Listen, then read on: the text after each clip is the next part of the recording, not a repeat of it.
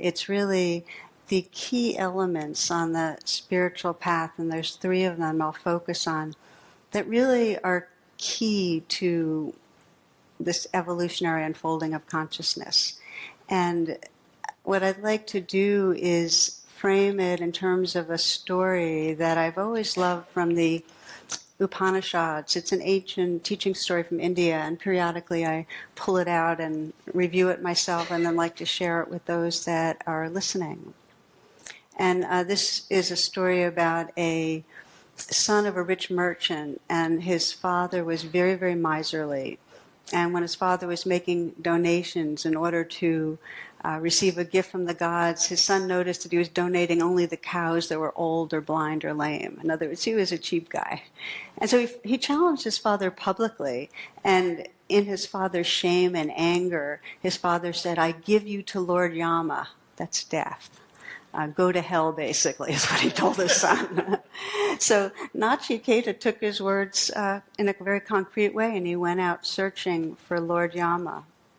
And he went into the dense forest searching for death, and sat waiting at death's door to appear, and sat through hunger and pain and exhaustion and so on. Arrives in the land of Yama. He's greeted by death's 3 assistants, which are pestilence, famine, and war. And they told him that death was out. He's collecting rent or something like that. So he waits patiently for 3 days, and when Yama arrives, he realizes the boy's dedication and his sincerity, and he offers him 3 gifts. And he says, "I'll respond to any 3 requests you have for your spiritual journey." Okay, so these gifts are going to be the gifts that are really essential in the evolution of consciousness. His first wish? Nachiketa's first wish was peace with his father, that all be forgiven, because he knew that he couldn't continue on the path if his heart was pushing out his father or anybody or any part of his own being. In other words, the forgiving heart was his request, and in response, Lord Yama agreed and freed his heart from blame, from resentment, from anger. Second wish. He asked for what's called inner fire, which is this conscious aspiration in us to be free. It's when that intention that we sometimes talk about at the beginning of class becomes very, very alive in our awareness, and it starts guiding our lives, aligning us towards freedom. So this is sacred fire, this quality of devotion. And Lord Yama again blessed him with this, and Nachiketa received that aliveness, that passion for freedom. The third wish, so he says, okay, you've got 1 more. And Nachiketa said, I want to realize the truth of that which is beyond death. I want to realize the timeless, that which is beyond death, the mystery of that which is immortal.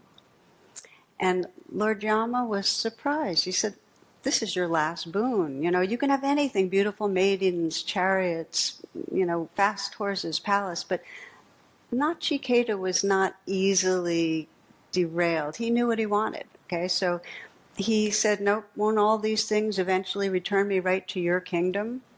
Smart guy, So Lord Yama agreed, and he gave him his final gift. It was a mirror. The final gift was a mirror, and he told Nachiketa he couldn't give him wisdom, but what he could do is give him a way to look into his own heart and mind and discover the truth. In other words, he basically invited him into the most fundamental of inquiries, which is, who am I? To discover the timeless, we look into our own hearts and minds.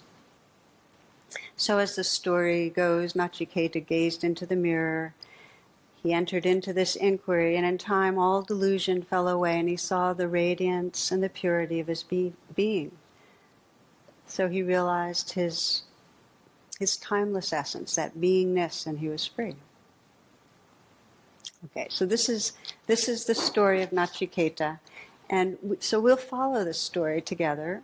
And this class will explore the first of the gifts, because it's such a key one to open the gateway for us to move on, this gift of a forgiving heart.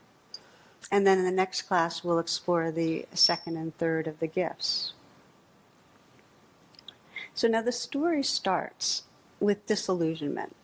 And so it is with all of our lives, that impermanence ends up, if not when we're younger, somewhere along the line, exposing us to the losses that shake the ground underneath us.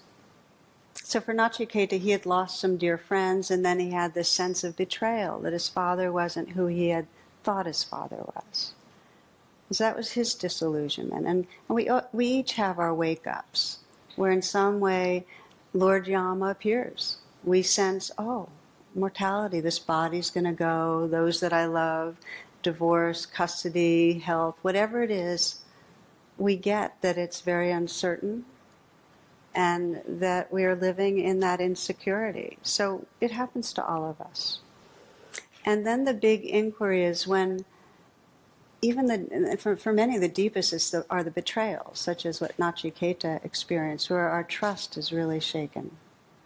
And then the big inquiry is when we encounter Lord Yama, when these losses appear in our life, how do we respond?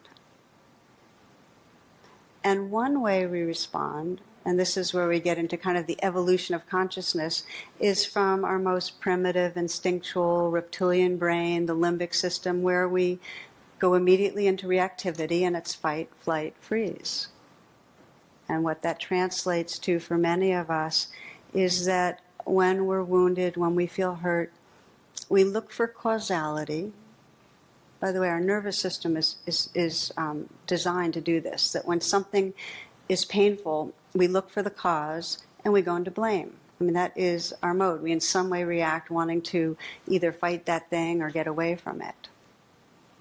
So that's the first way we can respond in this kind of more primitive fight, flight.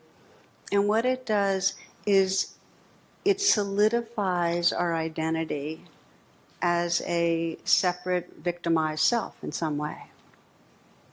Okay, that's the first possibility. The second possibility, if it's not fight-flight, is that we engage with the higher centers of our being, our heart, our mind, our frontal cortex, whatever we're describing in a physical plane, it's in a spiritual way. We engage a kind of presence and compassion that encounters the losses and wakes up through them. So in this second possibility, instead of fight-flight, you might think of it as the tend and befriend, okay? This is the higher evolutionary possibility. There's a kind of courage to meet life as it is. And when we meet life with presence, it reveals and opens up the compassion and the deep beingness that's our most profound level of identity. So now, what happens to most of us? If we get real, most of us, when things start happening, we have our first response, and it's usually that primitive fight-flight response. I mean, that's just the immediate thing that happens. Not a problem, it just does, you know. And it really, on the path, it just is a matter of lag time. Like, how long does it take us until we go, oh, I'm stuck? And we really get that the way we're stuck is only causing more suffering, that we're feeling trapped in a small egoic self. And then we get drawn to some practices and processes that teach us to pause, that teach us to deepen our attention, to let go some of the clutching, to open our hearts. So typically our path is we go from fight-flight to tend and befriend, and the question is whether it happens in minutes or decades, right? There's an in-between there. There's a middle way. So what wakes us up, really, is we're in reactivity, and there's a lot of pain that comes from that. And that's what the Buddha described as suffering, that we're wanting it different. We're pushing things away, we're holding on. And one of the deepest ways that we react, as I mentioned, is that we blame. We blame ourselves, we blame another, or we blame life for being wrong or bad.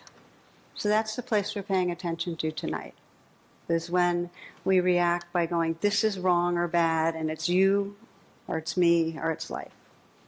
But we're mostly going to focus on how it's you. Not you, but, you. Okay. So forgiveness means letting go of the armoring, the fight-flight armoring, which is really stories of badness, stories of blame and resentment.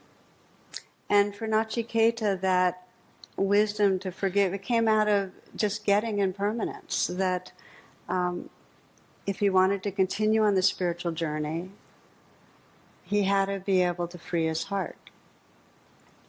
Now, I want to acknowledge that many people have trouble with the word forgive. And if you're one of those people, feel free to substitute compassion. Rather than saying, I need to forgive this person, or my intention is to forgive, my intention is to hold with compassion. Okay? Because sometimes it's got connotations.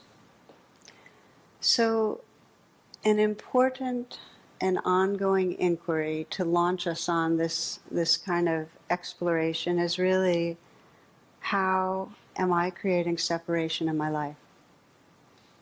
How do I create separation with others? And you might think of particular others. How do I create separation from my own heart or spirit?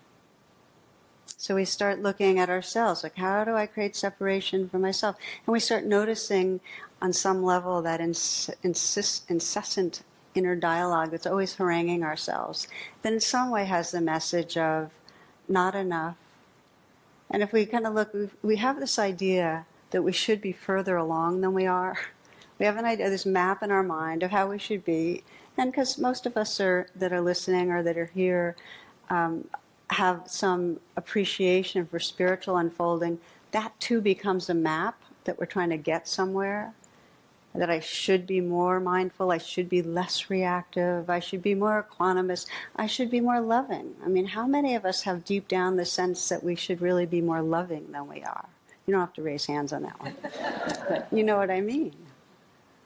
So, I think of Jules Pfeiffer, who has in one of his cartoons that I grew up with my father's looks, my father's speech patterns, my father's posture, my father's walk, my father's opinions, and my mother's contempt for my father. You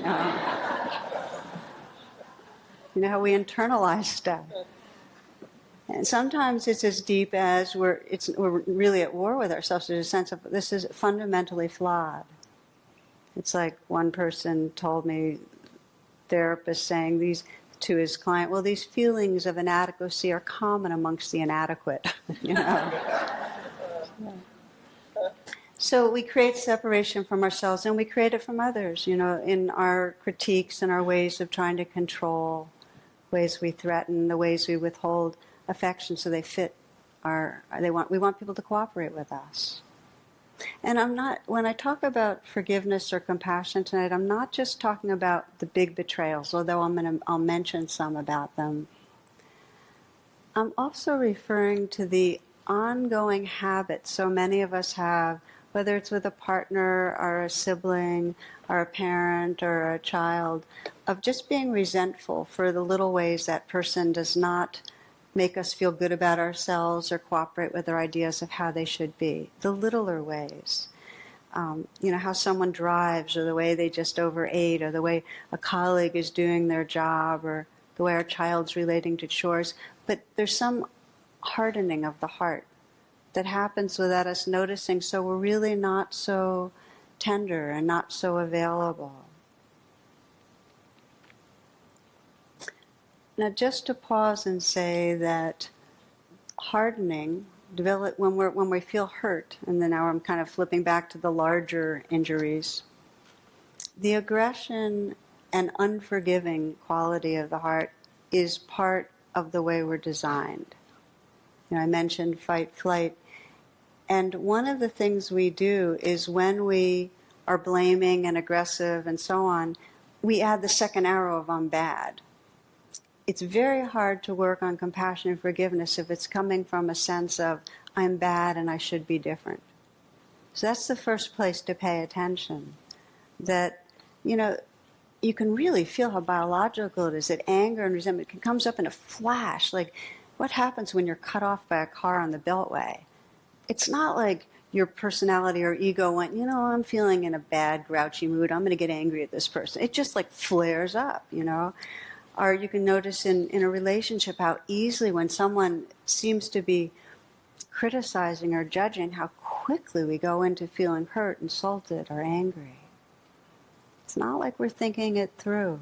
It's like one cartoon, there's a dog on a therapist's couch, and there's a dog psychiatrist too. And the dog's saying to the psychiatrist, I bark at everything. Can't go wrong that way. I like the animal cartoons because they really remind us that this isn't something we can control. It's like there's a mouse therapist with a cat patient, and the cat patient saying, transference, mansference, I still want to eat you,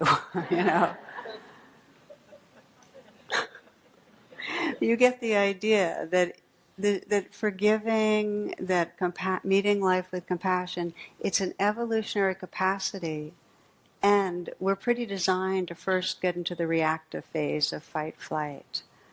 And there's a fear of what we can evolve to. There's a fear of a forgiving heart. There's a fear that if we forgive, we're going to be indulging or condoning.